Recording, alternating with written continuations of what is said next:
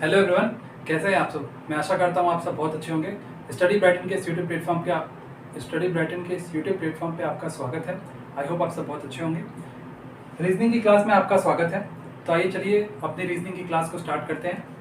सबसे पहला क्वेश्चन जैसे कि लिखा हुआ है, if pen is coded at 613 and string is coded as 580934, then ripening is coded as what?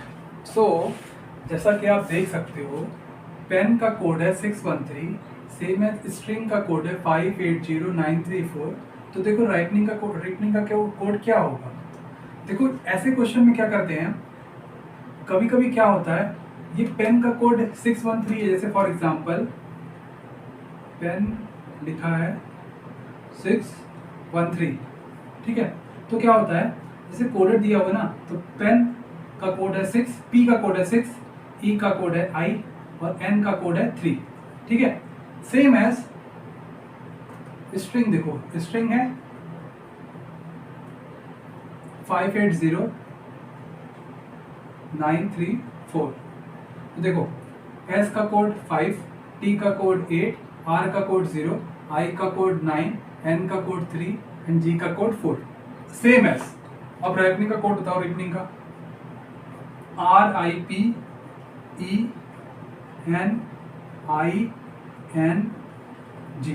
देखो आर का कोड क्या होगा, ये आर है 0। अब देखो आई का कोड क्या होगा 9। अब 5, पी का कोड क्या होगा 6, ई का कोड क्या होगा 1, एन का कोड क्या होगा 3, आई का कोड क्या होगा आई 9, एन का कोड क्या होगा 3 एंड जी का कोड क्या होगा 4। मतलब अपने पास क्या कोड बन गया, अपने पास बन गया 096139340, 096139340, ठीक है। ये पहला क्वेश्चन था। अब चलो दूसरे क्वेश्चन पे चलते हैं।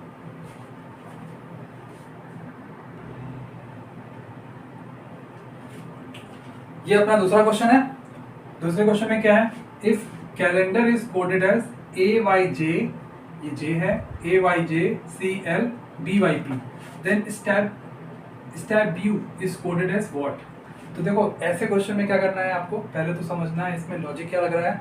तो लॉजिक समझने के लिए क्या करो, कैलेंडर को ऐसे लिख लो।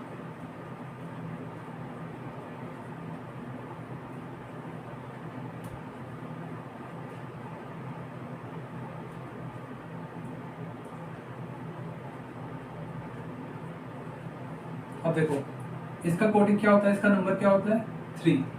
ये मैंने आपको कोडिंग डिकोडिंग के चैप्टर में जो मेरी क्लास रीजनिंग सेक्शन में अपलोडेड है, इसमें मैंने आपको पढ़ाया है। तो एक बार आप अगर क्लास आपने नहीं देखी है तो प्लीज़ एक बार क्लास आप गो थ्रू करना, उससे आपको क्लियर हो जाएगा।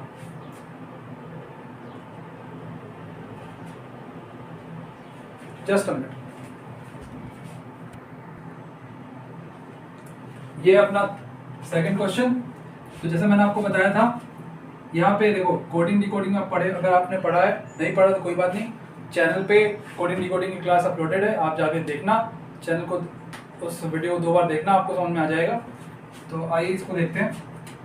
इसका नंबर होता है 3, सी का, इसका होता है 1, इसका होता है 12, ई का होता है 5, एन का होता है 14, डी का होता है 4, ए का 1 और ये 18, ठीक है। अब देखो इसमें कोई कोडिंग डिकोडिंग मतलब बहुत लॉजिकल नहीं करनी, सीधे सीधे लॉजिक लग रहा है। कोई डायगनली आपको नहीं जाना है, ठीक है, और क्रॉस भी नहीं करना है, आपको सीधे जाना है। जैसे सी से 1 और आर से पी, ए से वाई, डी से बी, एन से एल, ई से सी, एल से जे और ए से वाई। अब देखो ये 1 है, ये 25 है, ये 10 है, ये 3 है, ये 12 है, ये 12 है, ये बी 2 है, ये 25 है, P 16 होता है। देखो 3 से 1 पे गए, मतलब कितने का डिफरेंस हुआ, 2 का डिफरेंस हुआ, -2 का। A से Y पे, मतलब A से आप एक पीछे जाओगे तो Z आएगा, ठीक, A से एक पीछे जाओगे तो Z आएगा, और Z के पहले क्या आता है, Z के पहले आता है Y, मतलब 25 नंबर पे। तो ये भी हो गया -2। सेम देखो यहाँ -2 की ही सीरीज चल रही है, मतलब -2 का ही डिफरेंस आ रहा है, ठीक है। अब देख लो सेम स्टेप यू के साथ क्या होगा, ASTABUE, इसका होता है 19, 19 से 2 पीछे आ जा तो हो जाएगा 17, 17 का मतलब क्या, Q। इसका T का होता है 20, T का नंबरिंग अल्फाबेट सीरीज में देखोगे तो होता है 20, T 20 से 2 पीछे आ जा तो मतलब 18, 18 किसका होगा, 18 होता है R का, A से 2 पीछे Y, B से 2 पीछे Z, U से 2 पीछे U का होता है 21, 21 2 पीछे 19, 19 किसका होता है, 19 होता है R S का, फिर I, फिर ये E है, E से 2 पीछे आएंगे कितना होगा, E से 2 पीछे आएंगे तो 5 है, 5 से 2 पीछे 3, 3 किसका होता है, 3 होता है C का। ये हो गया अपने पास कोडिंग QRYZSC, ये अपने पास कोडिंग थी, ठीक है। तो चलिए थर्ड क्वेश्चन पे चलते हैं और थर्ड क्वेश्चन देखते हैं क्या हुआ। ये वाला क्वेश्चन आपको समझ में आ गया होगा कैसे हुआ, ठीक है।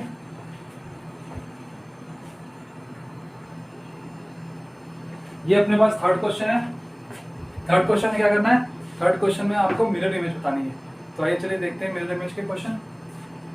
ये यहाँ पे ऐसा लिखा हुआ है, देखो मिरर इमेज में मैंने आपको बताया था अगर कोई चीज ऐसे है तो मिरर इमेज देखोगे इसका तो ये ऐसे हो जाएगी, ठीक, ऐसे है तो ऐसे हो जाएगी।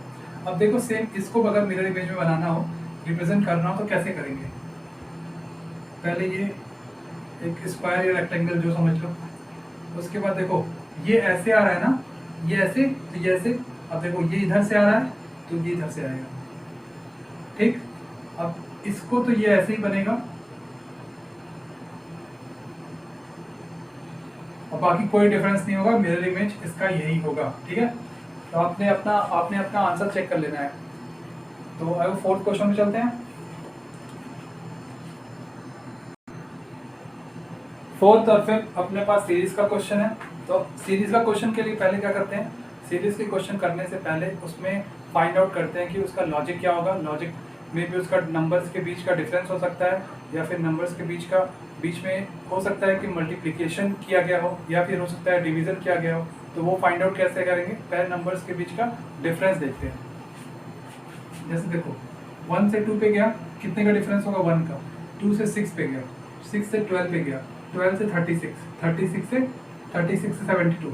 देखो अगर आप यहाँ पे डिफरेंस देखो तो डिफरेंस एक टाइम के बाद बहुत ज़्यादा हो जाएगा, एक टाइम के बाद डिफरेंस बहुत ज़्यादा हो जाएगा। जस्ट अ मिनट बता रहा हूँ।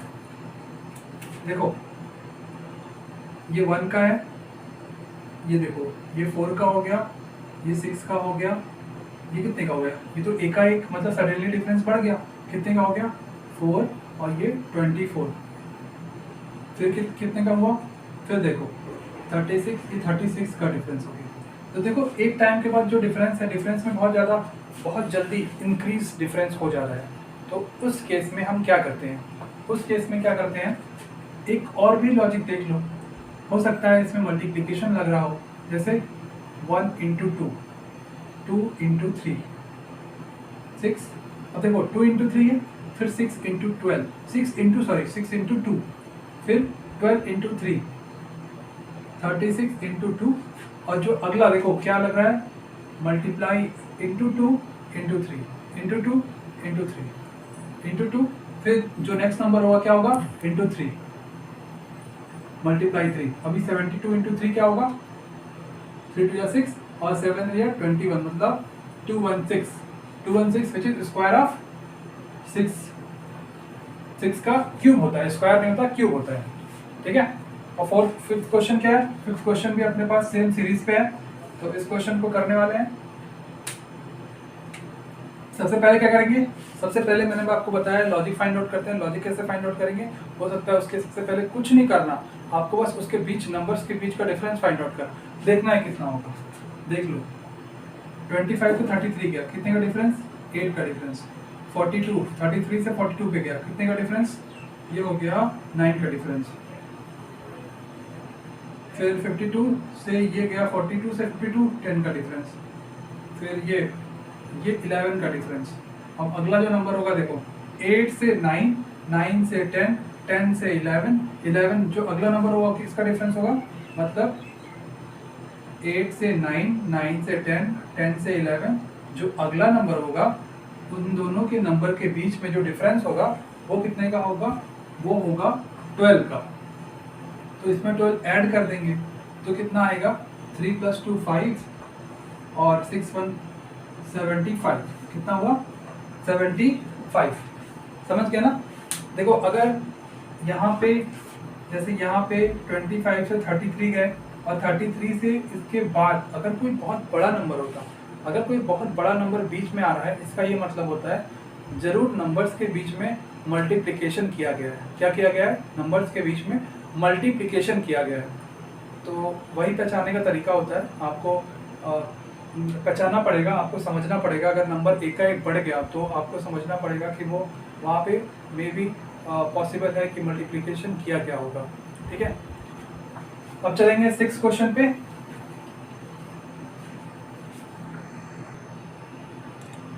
ये अपने पास 6 और 7 अपने पास 2 क्वेश्चन है, ऑड वन आउट के क्वेश्चन है। ऑड वन आउट के क्वेश्चन में क्या होता है, ऑड वन आउट के क्वेश्चन में आपके पास 4 ऑप्शंस होते हैं, उसमें से एक 4 ऑप्शंस होते हैं, उसमें से एक कोई होता है जो ऑड होता है, तो आपको वो फाइंड आउट करना है। तो चलो आओ करते हैं। जैसे देखो यहाँ पे नंबर्स लिखे हुए हैं 22, 89, 45, 15, 61 और ये 31। ठीक, ये है 12, 49 एंड 25, सेम एज 13, 52 एंड 27। अब देखो इसमें आपको odd one out find out करना है। तो odd one out find out करने में आपको देखना पड़ता है कहीं कोई नंबर इन इस जैसे सपोज फॉर एग्जांपल ये 22 है, तो आपको देखना है कहीं कोई प्लस या फिर मल्टीप्लिकेशन से कोई नंबर फॉर्म तो नहीं हो रहा है। जैसे इस केस में देखो 22 है, 22 इंटू 2 44, 44 प्लस 1, 44 प्लस 1 क्या होगा 45, same as 22 into 4 plus 22 into 4 plus 1, 22 को 4 से मल्टीप्लाई करोगे तो 88 होगा, प्लस 1 करोगे तो 89 होगा। देखो एक लॉजिक आपको मिला। अब देखो यहाँ देखो 15 है, ये 15 इंटू 4 प्लस 1 61 हुआ, सेम एज 15 इंटू 2 प्लस 1 31 हो गया। अब देखो 12 इंटू 3 12 इंटू 3 और 12 इंटू 3 नहीं 12 इंटू 4, 12 इंटू 4 कितना होगा 48 plus 1 49, same as 12 into 2 plus 1 25। देखो एक लॉजिक सब में एप्लीकेबल है। एक ऑप्शन है जो छूट रहा है, ऑप्शन नंबर डी, और उसमें चेक कर लेते हैं। देखो 13 इंटू 4 क्या होगा 52 प्लस 1 53, मतलब यहाँ पे ये लॉजिक अप्लाई नहीं हो रहा है, तो ऑप्शन नंबर 4 जो है अपना करेक्ट हो जाएगा, मतलब ऑप्शन नंबर 4 ऑड होगा इन ऑप्शन में से। ये क्वेश्चन नंबर 7 भी सेम है, आइए देख लेते हैं। देखो बता दिया 2 नंबर को यूज करो, एक नंबर फॉर्म कर दो। जैसे 8 है 23 है 15 है। देखो ये 8 है ये 15 है, दोनों नंबर छोटे छोटे हैं ना, इन दोनों को प्लस कर दो, कितना हो जाएगा 23 हो जाएगा, 15 प्लस 8 23 हो जाएगा। तो 23 क्या है, बीच का नंबर है, सेम एज 12 प्लस 23, 12 प्लस 23 कितना होगा 35 होगा, बीच का नंबर आ गया। ये एक लॉजिक है।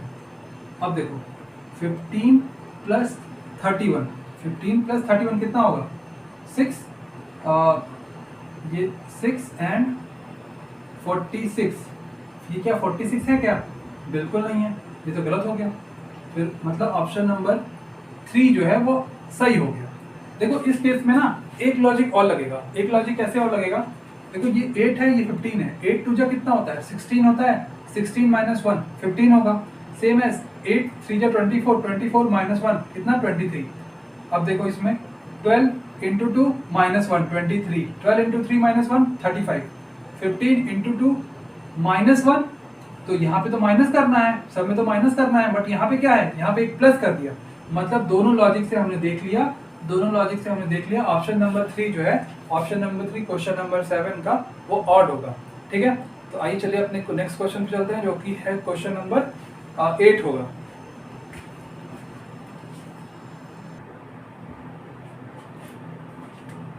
सो क्वेश्चन नंबर 8 जो है वो अपने पास डाइस का क्वेश्चन है। डाइस में क्या बताना है, देखो डाइस का ऐसे फॉर्म में डाइस दिया हुआ है। जैसे जनरली डाइस किस फॉर्म में होता है, डाइस होता है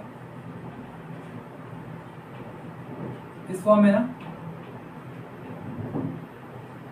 डाइस देखो इस फॉर्म में होता है। जब डाइस को ओपन करोगे ना तो कुछ ऐसा फॉर्म निकलता है, और वही फॉर्म ओपन फॉर्म में यहाँ पे दिया हुआ है ऑप्शंस में। बट यहाँ पे जो डाइस दिया है ना, एक बंद फॉर्म मतलब क्लोज फॉर्म में दिया है। अब देखो ऐसे केस में क्या करते हैं ना, अल्टरनेट अपोजिट, इसको पहचानने का क्या तरीका है, अल्टरनेट लेते हैं। जो अल्टरनेट मतलब साइन होते हैं या फिर नंबर्स होते हैं, वो एक दूसरे के अपोजिट होते हैं। ठीक है, ये बता दिया मैंने पहचानने का तरीका। तो आओ देखते हैं। जैसे ये पॉइंट है, कहाँ लिखूँ, ये पॉइंट है, ये किसके अपोजिट होगा, प्लस के। सबसे पहले इस क्वेश्चन में बताना है कि इस डाइस को अगर ओपन करें, इस डाइस को क्या करेंगे, ओपन करेंगे, तो इसमें ऐसा कौन सा ऑप्शन है जो एप्लीकेबल नहीं होगा, मतलब नहीं बनेगा। तो चलो, ये हो गया पॉइंट प्लस का अपोजिट, ये पॉइंट है प्लस का अपोजिट, सेम एज ये 0 है, मतलब सर्कल है, सर्कल का अपोजिट होगा ये। ठीक है, अब ये है हेक्सागोन, हेक्सागोन किसका अपोजिट होगा, इसका।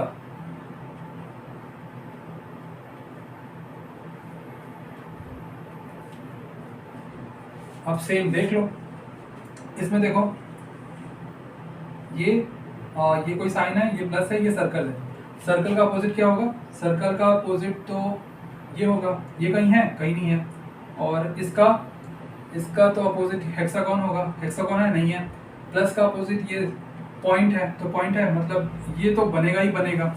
अब देखो दूसरे ऑप्शन में देखो, ये हेक्सागोन है, हेक्सागोन का अपोजिट ये है, फिर ये स्क्वायर है, स्क्वायर पे कट लगा हुआ है, तो इसका अपोजिट सर्कल है।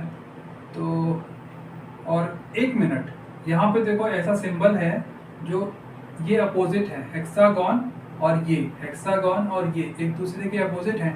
तो जब अपोजिट सिंबल होते मतलब साइन होंगे, तो क्या जो अपोजिट साइन है वो एडजेसेंट भी हो सकते हैं क्या, पॉसिबल ही नहीं है। एडजेसेंट कैसे हो जाएगा, एडजेसेंट तो पॉसिबल नहीं है।